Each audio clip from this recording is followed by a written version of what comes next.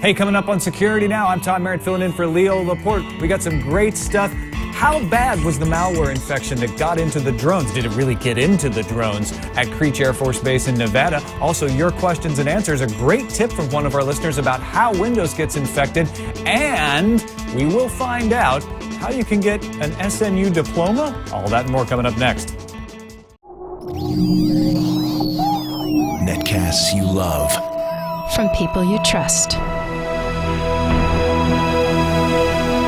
This is Twit.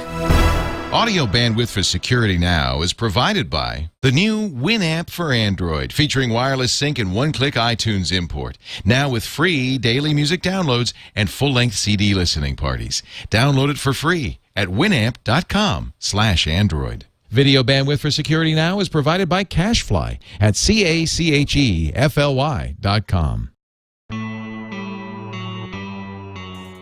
This is Security Now with Steve Gibson, episode 322, recorded October 14th, 2011. Your questions, Steve's answers, number 128. This episode of Security Now is brought to you by GoToAssist Express. GoToAssist Express by Citrix puts IT professionals in position to do what they do best: access, diagnose, and resolve. Try it free for 30 days. Visit gotoassist.com/securitynow. And by Netflix. Watch thousands of TV episodes and movies on your PC, Mac, iPad, iPhone, or TV instantly, all streamed directly to you, saving you time, money, and hassle. For your free 30-day trial, go to netflix.com/twit. Hey everybody, it's time for Security Now, the show that helps you stay safe online. I'm Tom Merritt, filling in for the vacationing Leo Laporte, which is always a treat for me because I get to hang out with Steve Gibson, the man from grc.com. Steve, great to be on with you again. Well, this time, or this week, I would say better late than never. I don't think we've ever been late. We've never missed one. Actually, last Christmas was the first time we ever deliberately repeated a podcast, and we got a lot of flack from listeners who said, "Oh, Steve, you've broken your record. You went, 6 years with never having missed one." But in this case, I was performing my civic duty, as many of our listeners will all probably already know. Spent the day in court, or in the courtroom at least. Right, as a prospective juror, you weren't subpoenaed there. No. But you didn't get on the jury, so I'm sorry to hear that. Yeah, actually, I'm not sorry to hear that because it means you can keep doing the show on time. Yeah, it would have been an annoyance, and it was going to be a long trial. They were guessing about an 11-day trial with lots of witnesses, and it sounded like it was going to be interesting. But on balance, I think I'm glad that I had those 12 espressos in the morning, and they seemed to think I looked way too interested in the trial. That's the key. I'll have to remember way more present than I should have been. So. All right, well, we don't know what this guy's going to do. We've got some Microsoft and Apple updates to get to today. The fighter drone cockpit story, we talked about that on TNT. I'm very interested to get your perspective on that. Germany deliberately installing some malware.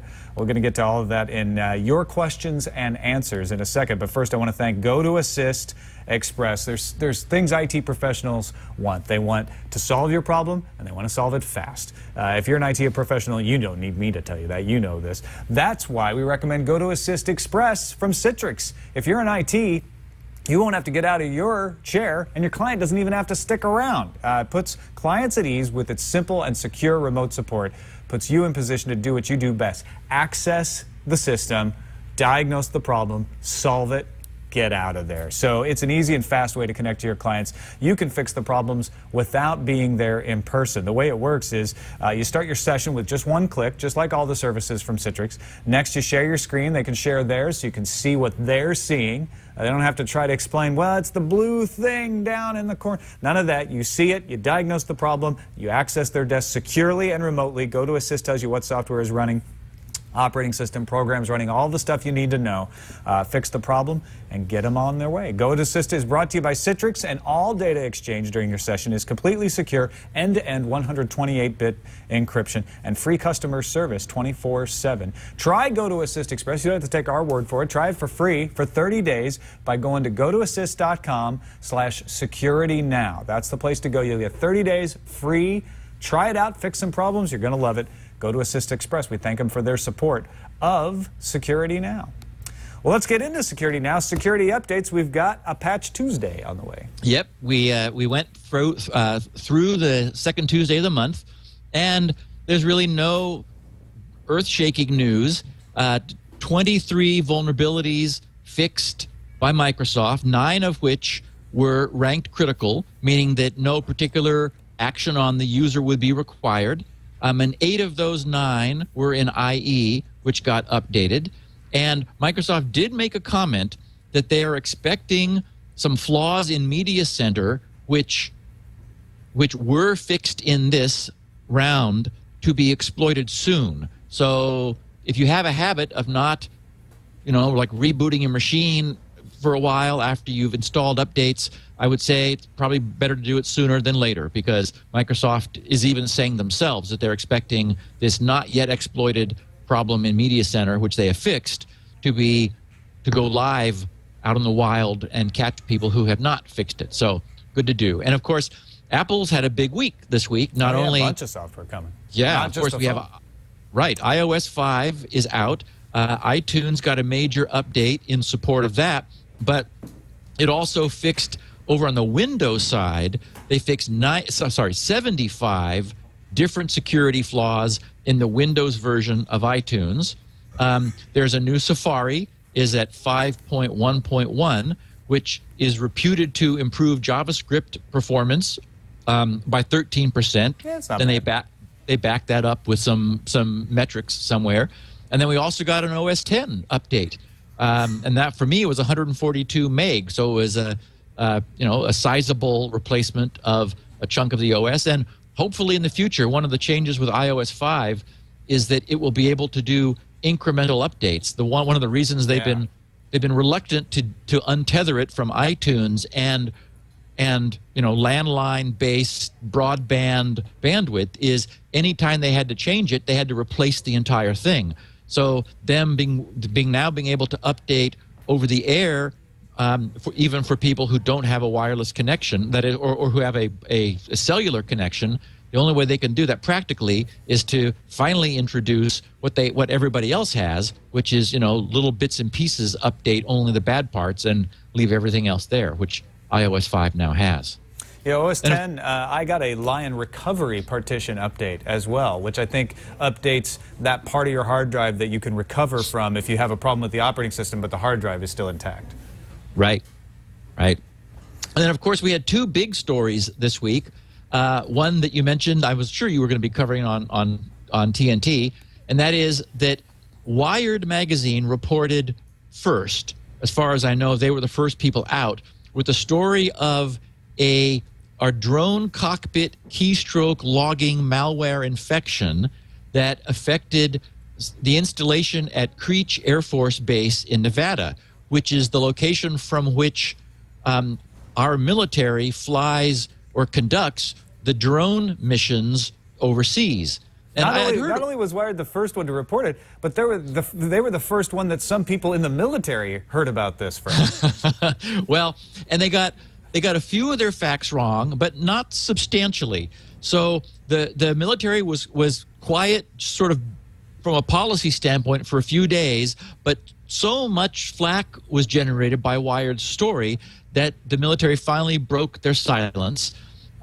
They explained that there are 2 separate systems that are involved. There's ground control support and then the air support, and that they're separate, and that at no point were the air aspects, the whole system is called RPA, remotely piloted aircraft.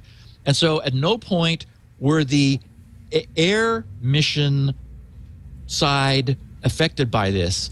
And what was happening was it was portable drives that were being used to transfer data between systems not networked for security and systems that were networked. So what's a little freaky is this is exactly what we used for the when we reverse engineered the famous virus that attacked Iran's Stuxnet, nuclear enrichment facility, Stuxnet. Stuxnet was similarly designed to get itself propagated onto non-networked machines that were deliberately not connected to anything in order to keep them safe. Yet, as we know, Stuxnet was able to jump onto thumb drives and catch a ride over to those machines. Well, apparently that's exactly what this thing was doing. Now, there's no one is saying that this is targeted.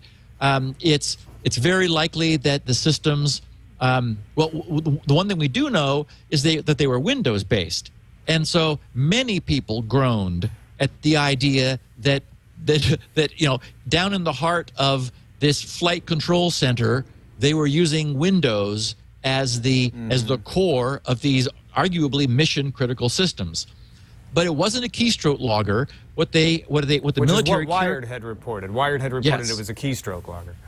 Right. The military characterized it as a credential stealer, and they said it was similar to the type used to steal login and password information for online games such as Mafia Wars. So anyway, So this Colonel was Kathleen, run-of-the-mill malware. This wasn't Stuxnet. This wasn't targeted Correct. at stealing military secrets per se.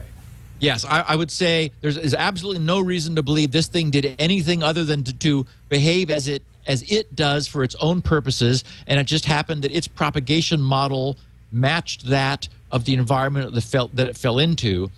And a Colonel Kathleen Cook, who was a spokesperson for the Air Force Space Command, said that it was important to, she said, quote, declassify portions of the information associated with this event to ensure the public understands that the detected and quarantined virus posed no threat to our operational mission and that control of our remotely piloted aircraft was never in question. So, it's because of all the interest that was generated by Wired story that they finally said, okay, look, what we'll tell you is we've got separate systems for ground control systems and flight control. They're not related, and flight control was apparently never in any risk. And flight control makes sense. That's what you pilot the drones with. Do we know what Right. ground control systems do?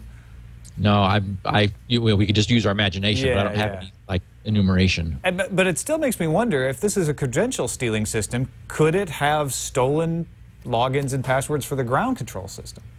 Yeah, one wonders. We know nothing about the system, Yeah. although it's unlikely that you could log into that from somewhere else. I mean, they It's not clearly networked. right, exactly. So it was an embarrassment and an oops, and they'll have to. I mean, the good news is, it sounds like it did no damage to anything but their reputation, and with any luck, they'll figure out how this got in and prevent that from happening again. What I've heard is that this system was not under the ban against thumb drives, and that since this occurrence, it has now become under the ban against thumb drives. Well, it makes sense. Yeah, exactly. And that doesn't mean they can't use anything to put software on there, but it means you can't just use a random thumb drive, which you probably shouldn't have been to begin with. You never know where that thumb drive has been. That's Tom. right. You really don't. This is an example of that. Also, some malware in Germany, but this is on purpose? Well, yes, there's a well-known German hacker club, the Chaos Computer Club, which uncovered Germany's apparently deliberate installation and use of spyware on its own citizens' laptop computers. The Chaos Computer Club was quoted as saying the malware can not only siphon away intimate data, but also offers a remote control or backdoor functionality for uploading and executing arbitrary other programs. Significant design and implementation flaws make all of the functionality available to anyone on the internet. So it wasn't even well-designed and secure spyware that was being installed. It was open spyware. A little too And they open. they said the spyware could even be used to plant evidence on a computer. They said functions clearly intended for breaking the law were implemented in this malware. And a number of AV companies got a hold of the source code and looked at it and confirmed that, among them F-Secure. One of the F-Secure guys said, we have no reason to doubt the Chaos Computer Club's findings. The CCC has a long history of trustworthy research, adding, I think it's more than likely that the German government developed the malware. And since this report initially broke, a number of German states have admitted to using the malware in the conduct of various investigations and data gathering. This is pretty disturbing. Well, it is. And the one instance where it was discovered, what was alleged was that the customs officials planted this on a traveler's laptop when the traveler was going through customs. So, I mean, I have not dug in and looked at the legal implications. I don't know whether there were warrants in place, whether this was legal or not based on German law. I'm much less familiar with that than I am with the law here in the U.S., so I can't judge that. But all the evidence points to the fact that something was going on, that there's definitely poorly written malware. It was also able to turn on webcams, to record conversations, to load any other software into a user's computer. And the allegation was made that it could be used to plant evidence on people's machines. Sure. So, well, a full-on backdoor. Yeah, I have to say, I don't know whether this is technically legal or illegal either, but it shouldn't be. I don't believe that the government should be able to plant malware on anyone, even if you're a suspected criminal. You shouldn't be able to infect someone else's device. Well, yes, and there has been, unfortunately, over the last decade, a general, I think, sort of a softening of that, just as a consequence of the so-called U.S. war on terror and the Patriot Act and so forth. But I well remember having discussions with our government in the days when Code Red and NIMDA were prowling around the internet and being a huge problem. And many of our own listeners, because when we talked about this, the question came up is, why couldn't we use the same backdoors in vulnerable machines that the worms were using to disinfect them? That is, why wasn't it possible, or wouldn't it be possible, for a government-endorsed program, even if it was put together by private industry, to go and disinfect these machines, where we have the IP of the machine because it's out scanning around for other ones. So, there are online honeypots collecting incoming traffic. We know the IPs of these machines. And I remember I was actually in a teleconference with someone high up in justice at the time, and she made it very clear that she understood the issue. It was oft talked about, but clearly against the law.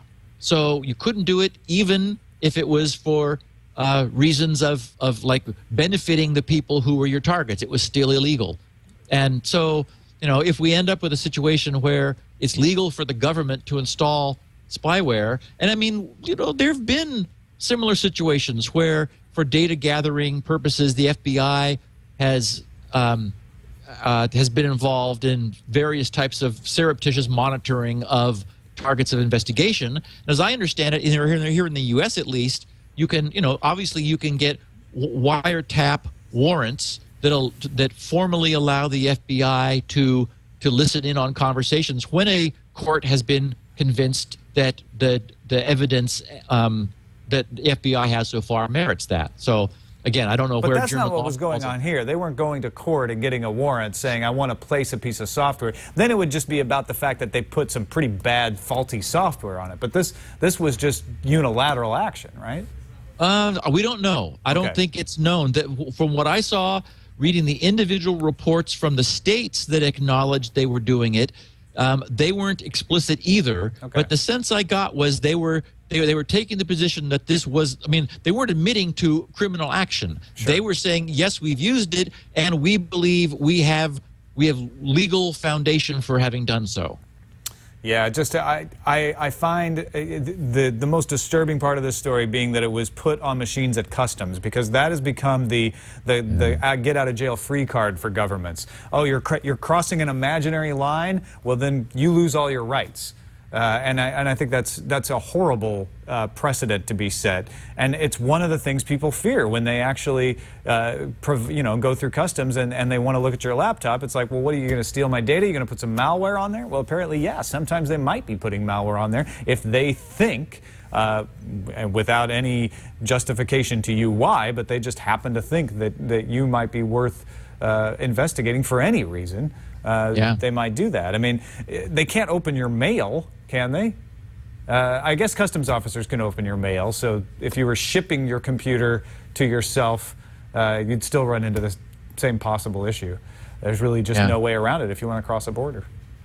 Yeah, I mean, and we've talked about the problem of customs officials having the legal right to force you to turn on your machine and look through your files. And there were some cases a few years ago where files and file names got people in trouble at customs. Yeah. And I remember that being walked back a little bit. I mean, but it certainly is an issue of some tension. All the more reason to use a hidden volume in TrueCrypt.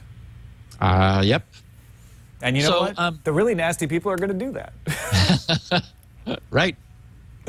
What do we got from the Twitterverse?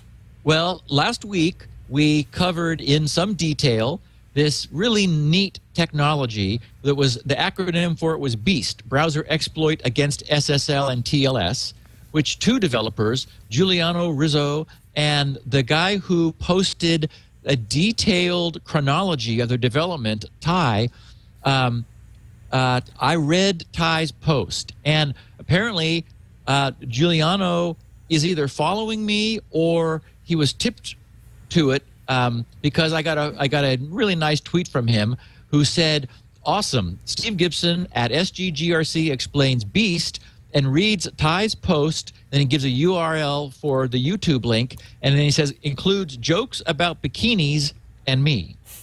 And our listeners from last week will remember that there was some conjecture on Ty's part that maybe Giuliano was busy looking at bikinis, and so there was not as much code being written at one point as was being hoped. But prior to that, Giuliano was not being distracted by bikinis because he was actually reading the detailed operation of SSL while on the beach in Buenos Aires. So I think that all ended up working out for the best. All right. Sounds good. I wanted to give all of our listeners who are not fed up with the whole story of the passing of Steve Jobs, I'm not yet. I wanted to give everyone a heads up that Discovery Channel has commissioned the Mythbusters guys to a 1-hour documentary titled "I Genius: How Steve Jobs Changed the World," which will be airing this Sunday, October 18th. So, wait, October 18th. This is the 14th. Yep. So which no, is it? it's October 16th. Okay. Sorry. It's on, but it's on Sunday for sure. Yes, it is this Sunday. I verified the schedule. I tweeted about it earlier, and some people sent back, "Well, what time?" I was like, "I don't know what time zone you're in or Check when." local listings for showtime.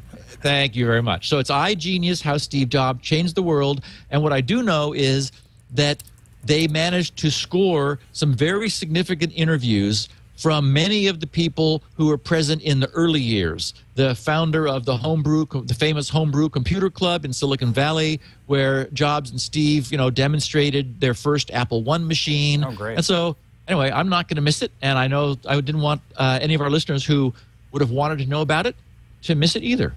Sony Pictures has apparently gained the rights to the Steve Jobs biography that was written by Walter Isaacson. That's still coming. That book comes out later this month. But we might see a movie in the offing. Was that as well. the authorized or unauthorized That was one? the authorized one. That was the one that Steve apparently gave unprecedented cooperation with. So. And access, yeah. Yeah, exactly. Well, I did have a nice note from a Mark Ping, who's a listener in Chico, California, and the subject caught my eye. It said, "Spinrite saves the sawmill." The sawmill? Well, it's like a Twin Peaks story, huh? He said, "Steve, I'm new to a lumber company with lots of automation in the sawmills. This morning we were getting started on day 2 of a software fix on site where there is a ton of vibration. It's a hard drive's worst nightmare."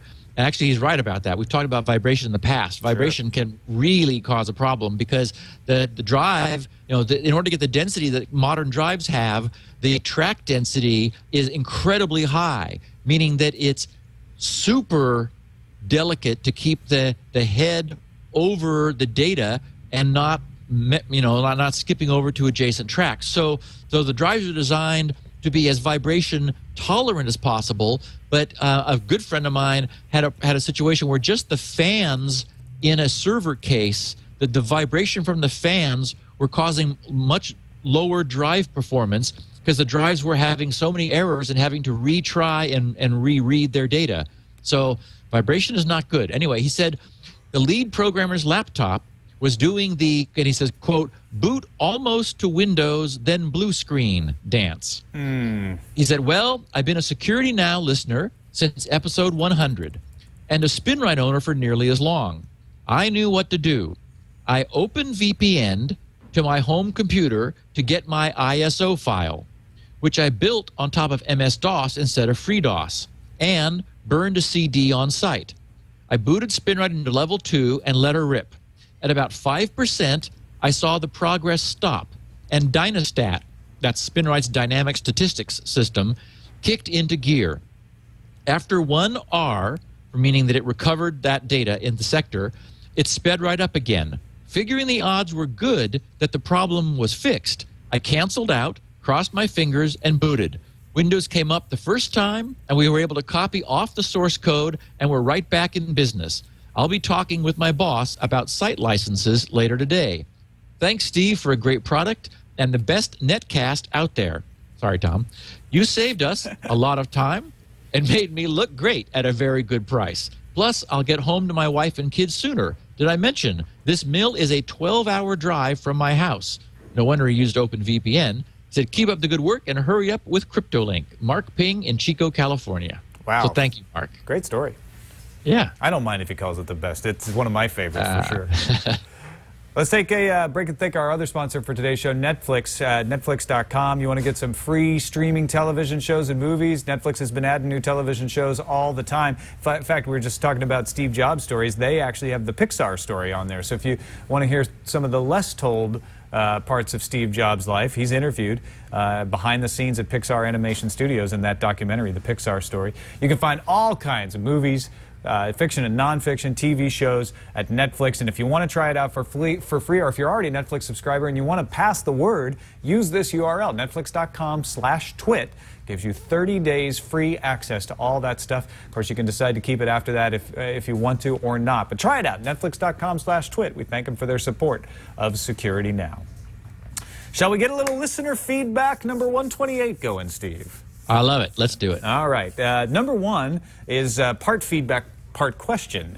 Feedback part, this comes from Mark Botner in Little Rock, Arkansas. He wants to know, where's my SNU diploma? I believe that I have met all of the requirements for my Security Now University diploma. I have, number 1, starting on or about May 24th of 2011, listened to all of the Security Now episodes. I listened to Security Now while I was walking my dogs, commuting, etc. I have switched from a DDWRT-based router to an Astaro gateway system for my home firewall. I moved my SSH server to a non-default port.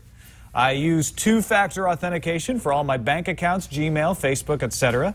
I started using LastPass with a YubiKey for all my online accounts. This is a big one. I taught my wife to use unique random passwords for each site with LastPass and YubiKey. I used Shields Up and reconfigured my DSL router until I achieved a perfect scan. Boy, this list goes on and on. He talks about DNS benchmark, enabled hardware dep on his systems, uses NoScript in Chrome and Firefox. I guess he's using NotScript in Chrome. Used Amazon's S3 for backup, installed Carbonite on his parents' and sisters' PCs. Already said he was a Netflix customer, started taking daily vitamin D supplements. Cabernet Sauvignon is his favorite wine. Turned off JavaScript and external program access, uses WPA2 on his wireless router, switched Windows over to Microsoft Security Essentials, scanned Windows system with MRT, scanned Windows with Microsoft System Sweeper, and finally, I use my licensed copy of Spinrite regularly to maintain all of the hard disks in my house. So I ask you, where do I go to receive my SNU diploma? Where does he go, Steve? Well, boy, consider also that he began on or about, he says, May 24th of this year. And caught up on everything. Yes, so he listened to, 320 episodes. Yeah, exactly. In that period of time. So congratulations, Mark. That's quite an accomplishment. Now, he also has a serious note, a crypto question. He says, a couple of days ago for me, which was a few weeks ago for you two guys, I listened to Steve discussing a possible reduction in strength with an attack on the AES cipher. My question is, in a manner much like cipher blockchaining, why can we not chain multiple encryption ciphers together? For example, one could encrypt a block of data with AES, then blowfish, then triple DES. By chaining multiple ciphers in a manner like this, even if one cipher is completely compromised, your encrypted files would be safe, I think. I realize that each cipher would add some amount of processing overhead, but if secrecy was really important, why not consider doing multiple encryptions? I'm not a crypto expert, but wondered what Steve thinks of this. Well, he's exactly right. And people who are familiar with TrueCrypt will have probably seen the option which TrueCrypt offers for doing exactly that, for choosing a collection of ciphers and sequentially running through them in one direction for encryption. And then, of course, you have to run through them in the reverse order for decryption. And it is suggested that if somebody were really, really just, over the top concerned with security, they could do that. And exactly as Mark suggests, really the only downside of doing so is performance.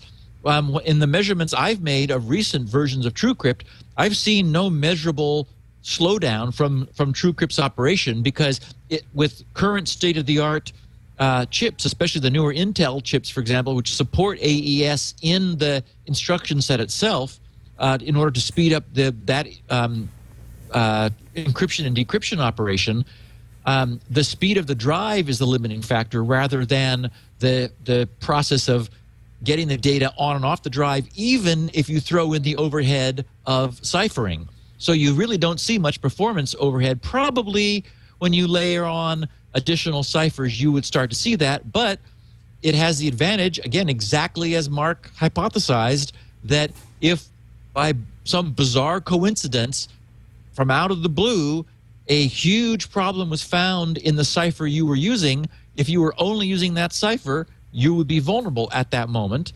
By using even two, I would say three, it's really, first of all, the chances of any problem like that occurring in a really well-known, well-tested, well-proven cipher is so vanishingly small that if you were really concerned about it, then do two. I can't imagine the reason to do three because they're just, if the worst that could happen is that one of the two might be rendered useless, but you'd still have the other one, and then time to change that first one that had been rendered useless for a different one if you still wanted to have two. So I can't ever see a point in going beyond two, but frankly, I'm quite content with AES and just using one. Right. Still, his point's a great one. And you made this clear on that episode that he's talking about. Reduction in strength of AES does not in any way make AES weak. Correct. In fact, AES uses multiple rounds where the rounds are identical with only the difference of the intermediate steps mixing from different key derived data. So, for example, a one round of AES is easily penetrated. It doesn't provide enough scrambling to confuse cryptographers. And that's true for 2 and 3 and 4 and 5. And generally what happens is that the cryptographer will analyze some number of rounds to determine really quantitatively how much strength that offers, and then they add a padding. And in fact, I've read some commentary by Bruce Schneier, a favorite cryptographer of this podcast, and he has suggested that all that we have to do to settle the whole issue of AES once and for all is just all agree that we're going to do a second version and just increase the number of rounds. That's really all you have to do. No fundamental weakness in the underlying algorithm was found. It was just, we've pushed ourselves a little further than we expected to by this point in time in the number of rounds we need to obtain as much strength as we would like. Therefore, the margin, which was always deliberately built in, has been shaved off a little bit. Right. And so Bruce says, just do some more rounds and problem solved. Yeah, you're easy. Lars Mikkelsen in Denmark writes, "Hey, Steve, this might be of interest. This is how Windows got infected." And he has a link that we'll include in the show notes. It's from csis.dk. There it is on the site there. But I didn't open it in a new tab, so I have to leave it now. Sorry about that, Alex, to go back to the notes. But Lars continues by quoting the site, says, "CSIS has over a period of almost 3 months actively collected real-time data from various so-called exploit kits. An exploit kit is a commercial hacker toolbox that is actively exploited by computer criminals who take advantage of vulnerabilities in popular software. Up to 85% of all virus infections occur as a result of drive-by attacks automated via commercial exploit kits." So this was a great link, and to help our listeners, I tweeted a number of links this morning as I was assembling the notes for the podcast. So everyone who's interested can go to twitter.com/sggrc, and since I'm not tweeting often, these will not be pushed far down in my stream, if at all. And there is the link there, and as Tom said, it'll also be in the show notes. This was interesting because it made a very clear exposition of how in the real world people were getting infected. And so not surprisingly, IE, Internet Explorer, takes 2/3 of the vector for the way people are getting infected, but Firefox was at 21%. So IE was at 66%, Firefox about 1/3 of IE, but still it's substantial just for no other reason than due to its popularity. Google Chrome, though, was in there for 8%, Opera at 2%, and Safari at 3%. But what's probably most interesting is the third chart, which talks about the way that these tools are allowing people to be infected. That is, it's the programs that are being invoked. And the largest percentage of that pie, 37%, was the Java runtime engine. So, and we've talked about this before, that we've talked about, removing Java from your system if you know you don't need it, because what's happening is browsers are being caused to invoke Java, and mistakes in Java are being leveraged into exploits. And in fact, we were just talking about the Beast exploit, where those developers were, for them to do what they needed to find a brand new 0-day fault in the Java runtime engine that no one knew about, that would deal with the same origin protection, which keeps browsers from allowing scripts to run from one site and then getting data on another. So just by going to the Java source code and looking for a specific problem that they were hoping was present, they found one. And so you have to wonder, if that's the state of the world, then bad guys get an idea for a way they might be able to exploit something, and just go and take a look and look for what they're trying to find, which is fundamentally not the mindset that the developers have. The developers don't expect there to be a problem, don't think there's a problem, so what do you do? They don't find any problem. So Java Runtime Engine was the largest share at 37%. Not surprisingly, number 2 was Adobe Reader and Acrobat at 32%, so just a little bit less than the Java Runtime Engine. And Adobe Flash was number 3 in line at 16%. Again, no surprise there. So we don't see anything we didn't expect, but it's interesting to see the numbers and the breakdown, and they did a really nice report that I wanted just to bring to people's attention. So thank you to Lars for bringing it to ours. Yeah, good stuff. Thank you, Lars. I had a conversation on Google Plus the other day about, I started a virtual machine of Windows 7 that I hadn't started in a couple months, and I was complaining about all the updates that you have to go through when you just even after a couple months.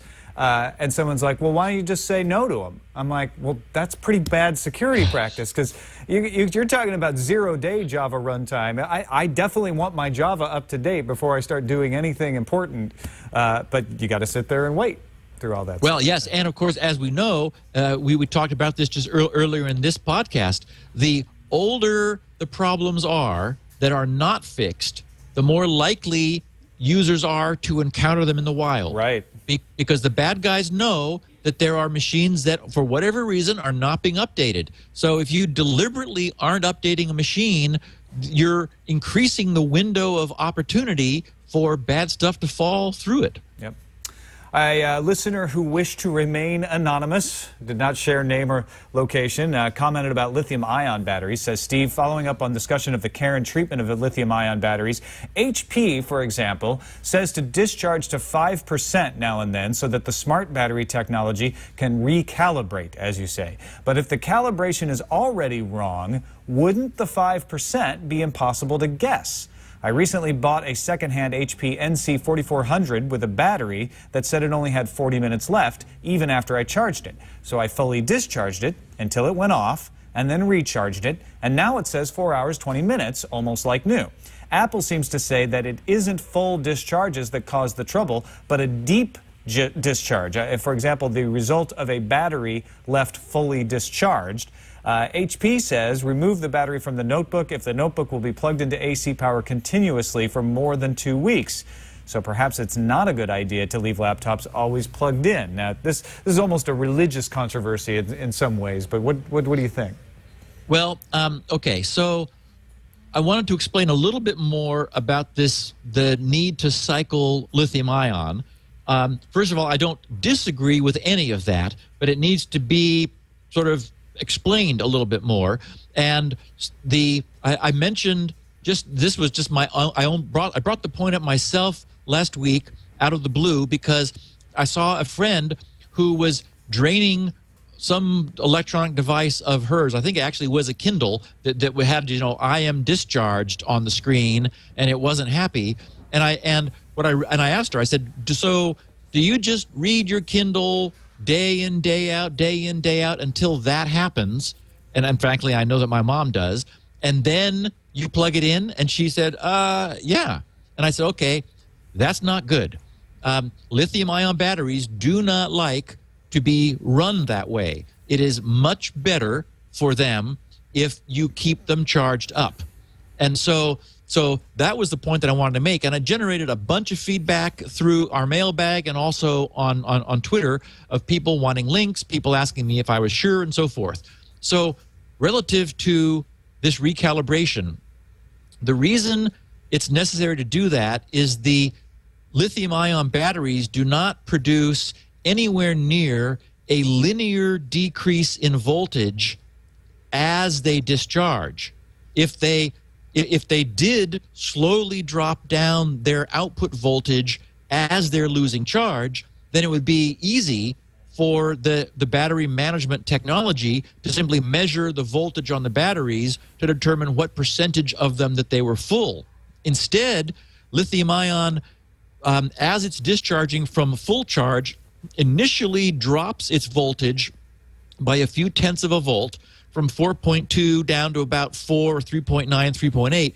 Then it's absolutely or nearly absolutely flat for the bulk of its lifetime, and only at the very end does the voltage then suddenly drop off, which means that the battery gauges that we have on our laptops, which I love, it's just handy to be able to look at it and say, okay, you got about 3 hours left. Yeah, I mean, right. it's much nicer than not having any indication of when the lights are about to go out.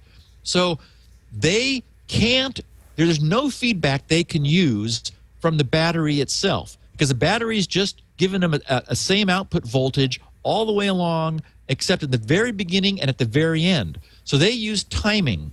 And so there's been a lot of human effort that's gone into developing this technology, the idea being that the system monitors the total amount of current being drawn, that it's able to measure moment by moment.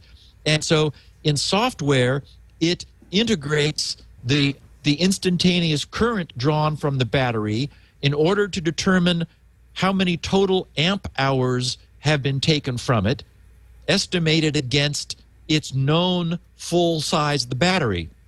So basically, it's knowing when you're running it, and it knows how much current you're pulling it over time. It knows when you plug it in, for how long you plug it in, how much current it put back in, And so it's sitting here looking at this straight line of voltage and just sort of juggling, saying, okay, now we just added 10%. Oh, now we took out 17. Oh, now we put in 12. Oh, now we took out 20. Now we put back in 15. And so you can imagine that all of that is better than nothing, but it's a little error prone. You're going to over time, it's going to become desynchronized. Thus the need to occasionally, and only occasionally, bring it all the way down. If you leave your laptop on, that allows your laptop to drain the battery into that final drop-off. Then when the battery sees that, then it knows, now I'm able to realign myself with that discharge point, and that allows it to reset its, otherwise it's just sort of ad hoc tracking of energy in, energy out. So that's the reason why occasionally you need to bring it all the way down so that your battery management technology is able to synchronize. But the rest of the time, it is much better for it, as I originally said, to keep it charged up near the top, because the way the chemistry works, that's what the lithium-ion battery is happiest having. Yeah, I think a lot of people get confused because nickel-cadmium batteries had memory. And they mixed that up with lithium ion. I'm not saying that that's what our emailer did. In fact, I'm pretty sure he didn't. But yeah, that does confuse the issue. Lithium ion doesn't have memory. And what you're saying is it's okay every once in a while to drain it all the way down because you might want to recalibrate, but you don't want to drain it down all the time. And it's really tempting with an Amazon Kindle because it doesn't need to be plugged in that often. A laptop, you use it unplugged for a while, few hours, maybe 6 hours, it's going to start, giving you alerts. A Kindle won't, and so you kind of forget it needs to be plugged in. Right, and that's also, I think that's a perfect example because when we were talking about it last week, a cell phone is the same way. Most people, because you don't really get more than a day of use out of your cell phone, you're in the habit of docking it at night and charging it back up. It would be a little better for it if it was convenient to charge it at the office or during the day at some point, if you weren't using it, to sort of give it a midday boost just to keep it up, because it's continuous deep cycling that ends up aging the lithium ion chemistry faster than the same total amount of current flow, which is kept more up near the charged state. I keep my batteries plugged in as often as possible. I don't see any shortness in their life. The only thing I've run into with lithium-ion batteries, a couple of times, I have forgotten to turn them off. I put them into sleep, just closing them, and forgotten to turn them off when I got on an airplane, and they have swollen up because of that. Now, over time, that has gone away if I don't do it again, but I actually had to replace one battery because it swelled up so much from being on during takeoff. Yeah, there's gas that is produced, and that will cause the individual cells to bubble up. Yeah. Question number 5 from Freehole in Houston notes that Apple's not rolling in the hay. Says, guys, I'm sure you've heard this, and my apologies if that is the case, but I found this interesting enough that I had to share. It appears that Apple doesn't buy into the haystack concept. In fact, they explicitly forbid it. In trying to create a new iCloud account, I tried to use a variant of an old MobileMe password, but was denied. The text read, passwords must be at least 8 characters, including a number, an uppercase letter, and a lowercase letter. Don't use spaces, the same character 3 times in a row, your Apple ID, or a password you've used in the last year. I assume that meant 3 or more times in a row. Anyway, I found it interesting that they would include this in their rules, especially knowing what we know now. Thanks to your analysis. Regards, Freehold. Okay, so this brought up a good point, and that is that in my example, because I sort of wanted to use an extreme example of a really simple password on the Haystack's password page, which is also very easy to remember. In my example, I used just a string of dots. So that clearly, as we see, would be denied by Apple. But I would recommend that in practice you did something like alternating characters or a pattern of 3 that repeats or something else. So that still gives you largely the same benefit of something that's easy to remember, that you add on to the end of an already strong password to make it stronger, yet not always repeating just the same character endlessly. Be a little more creative, have some fun. You can make some pictures or do whatever you want, and that'll avoid the problem, but still give you the benefit and actually make the result a little bit stronger as well. This doesn't bother me so much. I understand why they're saying don't use the same character 3 times in a row, because they're not concerned with haystacks. They're concerned with people who are only making 8-letter passwords using the same character all the way across, or 3 characters like 0000000 or yeah, something. and I think that's probably a good policy. What really frustrates me are the sites that won't let you use non-alphanumeric characters. That's just because I've got a system based actually very much on the haystacks principle that non-alphanumeric characters are essential for me to use, and then those sites are making it harder for me to be secure, and also making it harder for me to remember the darn password. Well, and they are actually less secure sites. Because a site that won't let you use a password with a large alphabet, the bad guys know that, and it makes their brute force cracking that much more efficient, because they don't bother trying passwords, which they know the site doesn't allow in the first place. Abe in Chicago comments about changing passwords and government interference. He says, I am sure that you have heard of HIPAA, but you may not know about some of the things it requires of companies who are forced to follow its guidelines. One of them is that the IT department cannot know the user's passwords. That's, of course, good, but they also require that users be forced to change passwords every 6 months with no guideline on password strength. What do you think?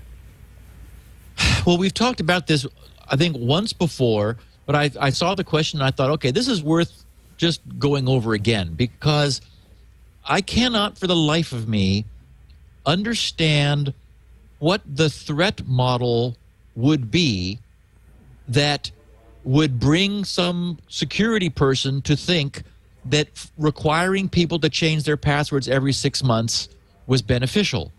You want to do that because there's some problem that you're solving.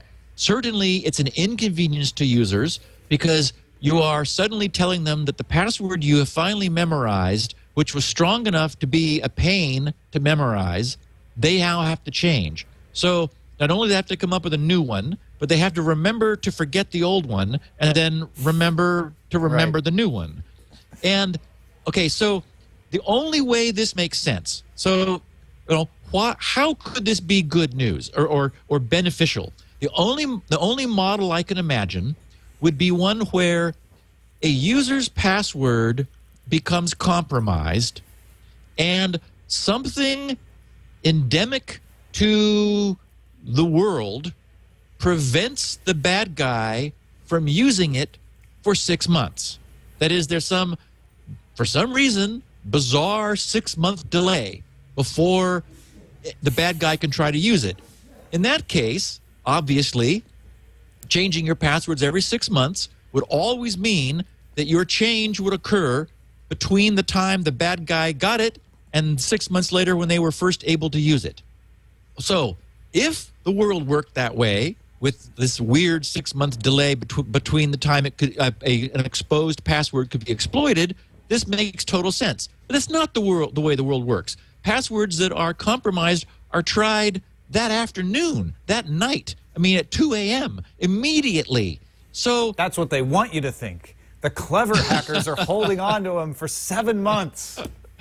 So, it's only the model that, imposes some fictitious, wacky delay allows that advice to make sense. It makes absolutely no sense. And, in fact, there are companies that have policies, for example, where you must change your password every X weeks or months or whatever. Every 3 months, and you can't use the same password you used for the past 3 times. Place I used to work with drove me crazy with that. Yes, and in fact, I remember telling Leo and our podcast, I once overheard at when I was having breakfast somewhere, a group of guys with laptops, and one of them was talking about how he was getting around that policy. He realized the system didn't keep track of when the prior passwords were used. So every time he hit against this, he changed his password immediately, once, twice, 3 times, and then back to the same thing he always had, which satisfied the system, he was always able to use the same password, and basically he hacked around the policy and, got what he wanted, and so defeated the ridiculous imposition of the IT department, which some survey showed recently, and we talked about it, Tom, that the IT department is the most despised group in most companies. It is because sad, they're too. not seen to be adding much value. They're just in everyone's way. And the IT department should be the most respected because you need them. But yeah. Question number 7 comes from Gary McCleary in a small house on Clyde Street, Oamaru, New Zealand. Keora ponders a question about Ethernet switches. Go All Blacks. Hi, and greetings for Oamaru, New Zealand. I love your broadcast. Pity you can't do it at least 5 days a week. I'm with you, Steve. I prefer XP and hate Win 7. I tried Win 8 and hate that too. Yes, Leo and Paul, I realize it's only a developer's edition, but the whole concept sucks. Think Microsoft has lost their way. Anyway, my question has to do with Ethernet network switches. I work for a school, and one day every computer connected to a particular switch lost access to the network. I tracked it down to a classroom where someone had plugged a network cable into 2 live ports of the same switch. I have since disabled one port to stop this happening again, and I understand some switches can be configured to deal with this problem. Could you tell me at the packet level what is happening? Does the cable plugged into 2 live ports cause something like an infinite loop, creating so much traffic that it overwhelms the switch? Thanks and cheers, Gary. Yes. He answered it, didn't he? What happens is Ethernet switches have a little bit of intelligence in them. When a packet comes into an Ethernet packet comes into an Ethernet switch, its job is to only send that packet down the arm or leg of the switch where its destination Ethernet adapter is located. So in order to find that, it needs to send out a broadcast if it doesn't already know. Now, doesn't already know means that there is some memory in an Ethernet switch, which there is. There is typically like 4,000 entries, is 4K entries in an Ethernet switch. The idea being that the switch associates specific MAC addresses, the Ethernet MAC addresses, with individual links, so it learns on the fly which connections are connected, which of its ports are connected to downstream, which Ethernet adapter or adapters. So what happens is it sends this broadcast out and looks for a response which, from whichever port contains the Ethernet adapter, then it adds that to its table so that in the future it has learned which MAC address is on which port and doesn't need to do that again. Similarly, switches have to be transparent. That is to say, in an Ethernet network, broadcasts have to be broadcast. So any Ethernet adapter is able to send a broadcast which needs to be heard by the definition of Ethernet by every adapter, which means when a broadcast comes into a switch, it has to forward it out of all of the other ports. And what that does is that makes the switch transparent on the network, that transparent to broadcasts. It's not transparent to directed traffic, because there the switch directs specific packets, as we were just saying, down only down the port that contains the target MAC adapter, or adapter with a MAC address. Okay, so we put those two things together, and you can see where the infinite loop comes in.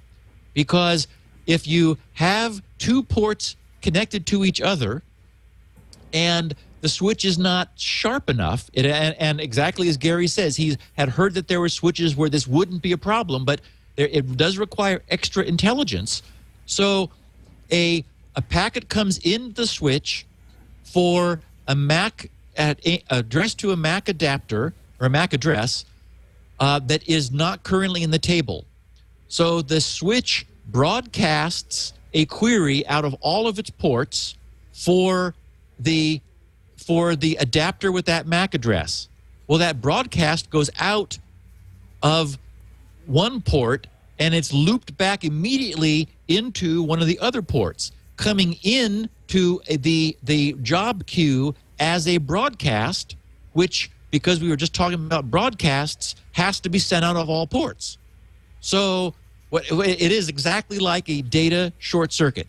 One unknown destination will cause the switch to lock up in an infinite loop of broadcasting to itself and just flooding itself with its own data, and it quickly just ends up filling its queue and essentially crashes. So it's shouting the MAC address to itself.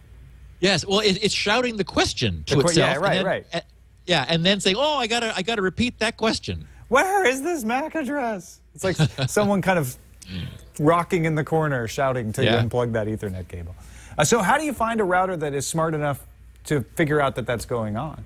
I'd never seen that in a spec sheet. Yeah. So the only thing you could do is short circuit one and see if it collapses. See if it works. Okay. And if it collapses, then it's like, okay, I don't want to use this one. That's not the one.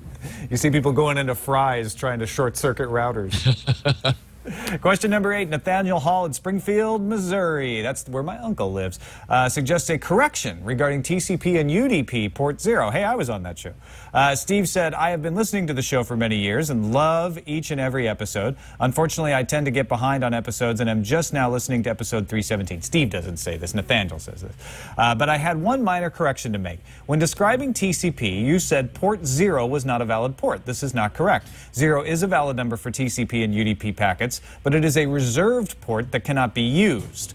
I find this important because some attacks actually utilize port 0 as the destination or source port in order to fool the destination host and or security devices in the middle. Thanks for all the work you do and Leo do to educate the community. It's a big help to keep up on things that I otherwise may not be able to keep track of. Now, when I'm reading this, I start to think, well, maybe that's a distinction without a difference. If it's a port that could be used but is reserved for unused. But does he have a point here because of the man in the middle thing? Well, I would say it's exactly as you said, we're mincing terms a little bit. First of all, he's absolutely correct. As I have said about TCP and UDP packets, the port designation is just a 16-bit field, which can contain values from 0 to 65535. And port 0 can occur because obviously you could send a packet onto the internet that had all of those bits set to 0. And in fact, the most recent version of Shields Up, and when I say recent, I tend to do things that last. I mean, Spinrite was finished in 2004. Shields Up was before that, and I haven't touched it because, as far as I know, it all works perfectly.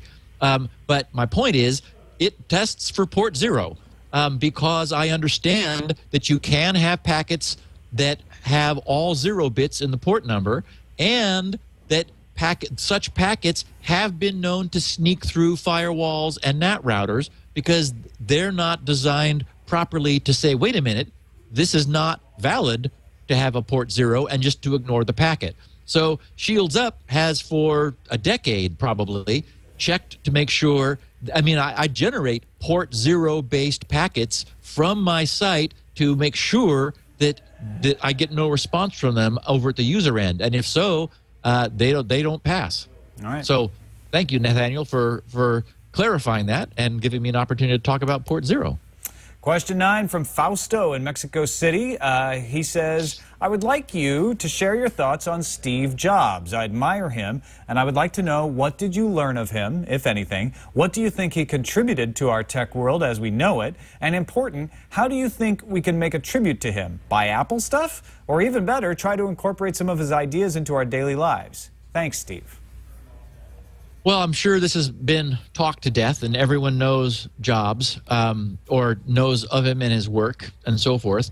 I met him on a couple occasions in the early days of the Apple II at the various Apple Fests, which Apple sponsored in order to pull vendors together. I had designed a hardware and software combination, a high-resolution light pen for the Apple II, and was selling it. And actually, I got to be very good friends with Woz at the time because he appreciated the technology that had gone into it at my end. And I know I've watched Jobs, and I think my feeling is sort of the consensus which has evolved, which is Apple is probably going to be fine for 3 or 4 years because they've got enough products in the pipeline and there's enough Jobsness already imbued that the inertia of Steve will continue. But it really, I'm skeptical about the idea that it's really possible for Apple never to drift. I'm afraid it will, because it was very difficult to be Steve Jobs. I mean, it was who he was, so it wasn't difficult for him. But, there was some controversy always surrounding him because to be that much of a perfectionist, to scream at engineers because the radius of curves was obviously wrong to Steve but looked fine to everybody else. I mean, to have that kind of personality, which is why it's how we got the products that we did here after Steve's return, and especially lately as he really ramped up and got enthused about the consumer side. I just don't see anybody replacing him, and I really think it's so difficult to demand this kind of quality. There are prices that are paid, and most organizations ultimately aren't willing to pay it. It was because he was running it, he was in charge, and he would accept nothing less. That and he was willing to stop the presses, he was willing to stop production, he was willing to I mean, look how late Apple was with a tablet. They talked about it a long time. Many tablets were tried, and I remember reading that in engineering they were scrapping their own products before even getting it to the point of even showing it to Steve, because they were afraid of what his reaction would be until they had something that they really thought had a chance. And even then, it was rejected many times.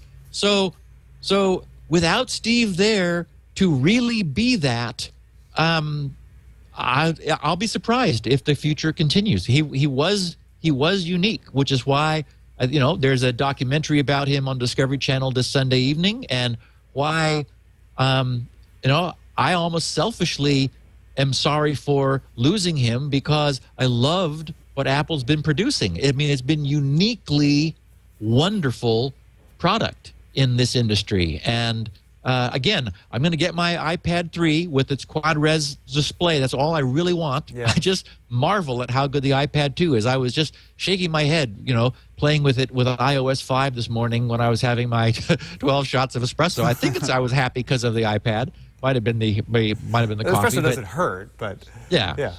It's such a perfect device. I mean, it's just a joy to use it. I've used other touch tablets, and they don't respond. They're clunky. There's a delay. They're not sensitive enough. I mean, everything about them pales in comparison to the iPad 2, and it's because there was somebody there who demanded nothing less.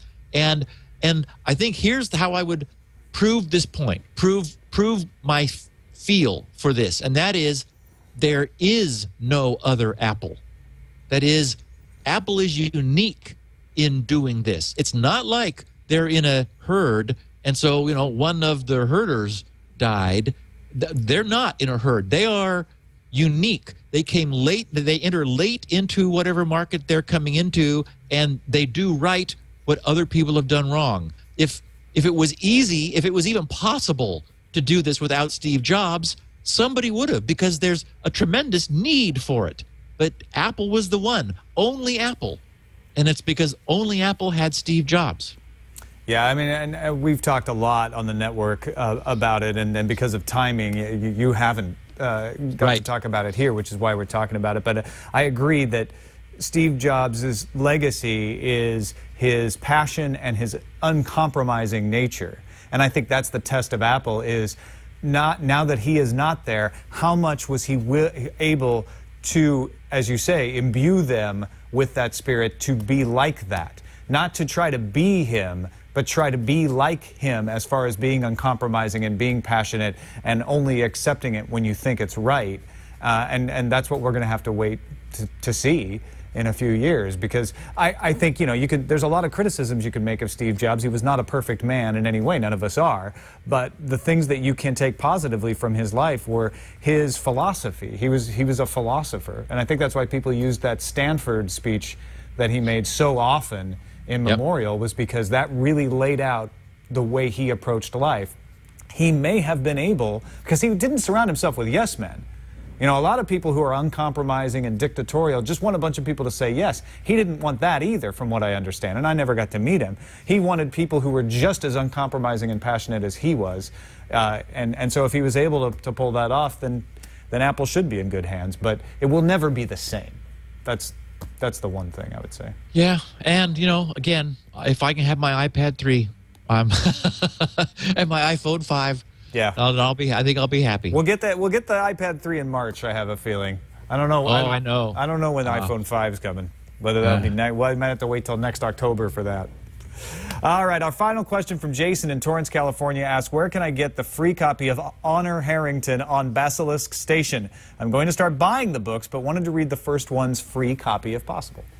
Okay. Now, our listeners thought they were going to get through an entire podcast without hearing about Honor Harrington. Sorry about that. Okay, I just, again, for our listeners, it turns out the page where you can download the first 2 ebooks free is a little tricky to find.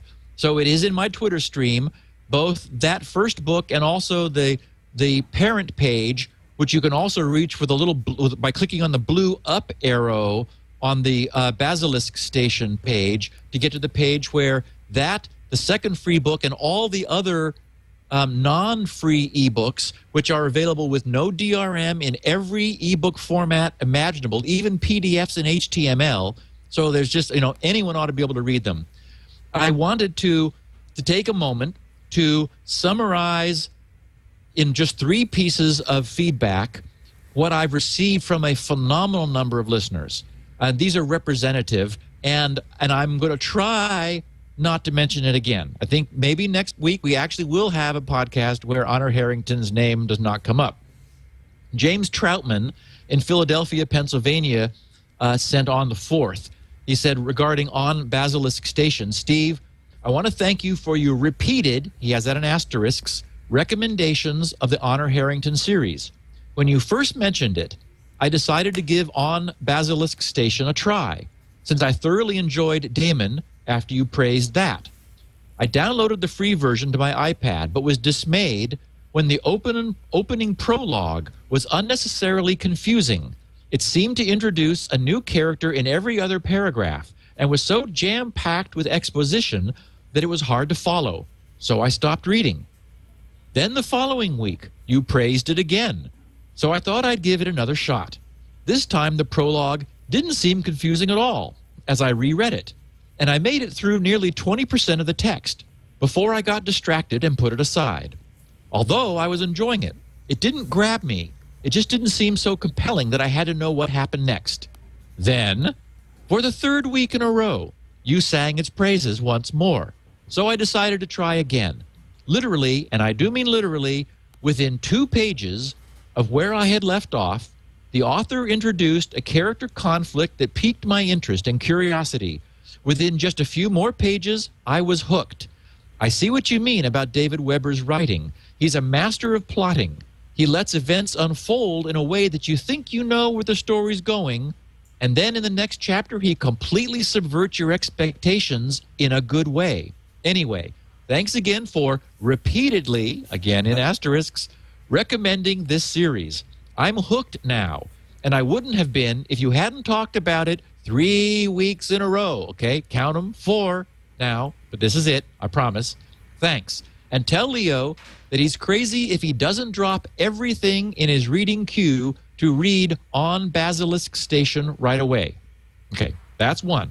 The next 2 are shorter. Okay. James Ford, on the 7th of October in Apple Valley, says, based on your enthusiasm and recommendation, I read On Basilisk Station. I absolutely loved it and immediately knew I had found a series that I was going to complete. Then I read The Honor of the Queen. and I only have one word for it. Wow. I understand why you had tears in your eyes, and I had them also, but they were wiped away with the culmination of the final battle. The few words that described the battle's culmination provided me with a big internal cheer and a visible fist pump. I've started the, quote, short victorious war, knowing I will enjoy it, but I am wondering how any of the rest of the series is going to top The Honor of the Queen. I'm a Trekkie from way back. Watch and love a number of programs on sci-fi, but for some reason I've not been much of a reader of science fiction. But this series changes that. Thanks for turning me and the other Security Now listeners on to the Honorverse series. P.S. David Weber is a very good writer. And finally, just a tweet, Mike Lopez in Coconut Creek, Florida. He tweeted me that book 3 was amazing. And so I sent back something like, oh, great, thanks. Because, I'm not allowing myself to read anymore until only now when I'm on the stair climber am I allowing myself to read these. Otherwise, I will get nothing else done. So he sent, sorry, Steve, but I had to share. Honor Harrington Book 3 is awesome. I know you have many projects to complete, but this book really kicks it up. I'm listening to the books on Audible, makes it easier when trying to watch a 3-year-old. And the narrator does an amazing job portraying all the characters. I'm excited to continue the series and look forward to your feedback on Security Now. Thanks for the great podcast. I'm a Citrix admin for a large health insurance company, and the info provided in Security Now is vital to my role. So there you go, folks. I've said all I'm going to say about Honor Harrington. You can read the first 2 for free. Don't believe it, folks. You've heard from our listeners. They're really good. So, well, you know what? I'm not going to give you a hard time because I was going on about Ready Player One by Ernest Cline for about the same amount of time after I read that. So, okay, I understand the impulse. I'll definitely have to check these out. I'm reading Reamdy by Neil Stevenson right now. Okay, so right. I want to finish that. I just did finish Freedom TM, so I have now been able to start on book 3 of the Honor Harrington series. I'll be taking it slowly because I only read while I'm on the stair climber, which is good because it paces me and it's going to keep me from just sitting down and reading them all in a week and getting nothing done, as one of our listeners did. So, oh no, that was the Lost Fleet series. He read all 6 in less than a week. So it makes it go over. It makes it end too soon. So I'm happy it's going to be strung out a little bit. Hey, before we wrap up, I just wanted to note the passing of Dennis Ritchie. We just found out about. He passed this last weekend. Creator of C, big contributor to the founding of Unix. And you want to talk about somebody who affected your life. If you're watching the show, you're using something that Dennis Ritchie helped to make possible. Yep, absolutely. So it's sad to see him go as well. It's been a sad couple of weeks in technology for sure. Yeah, our pioneers and founders. Yeah. Well, thank you, Steve. It's been great hosting Security Now again, and I really enjoyed it. And you got to do feedback number 128, nice Power of 2 episode. Right. Exactly. And I'm sure you'll be back next time Leo is not. I will, absolutely. I love it. Don't forget to try out Shields Up, try out Spinrite, all the great things at grc.com. Anything else you need to mention before we take off? I think everybody knows they can send me feedback at grc.com/feedback. I did ask people to, if they want to send me feedback about Honor Harrington, just put that in the subject line, and I did. That's how I found these and many, many others from people who are really having fun doing reading when they're not listening to the Twit podcast family. Excellent. Well, Leo will be back from vacation next week. Until then, stay safe out there. That's it for Security Now. We'll see you next time. Thanks, Tom. Thanks, Steve. Security Now.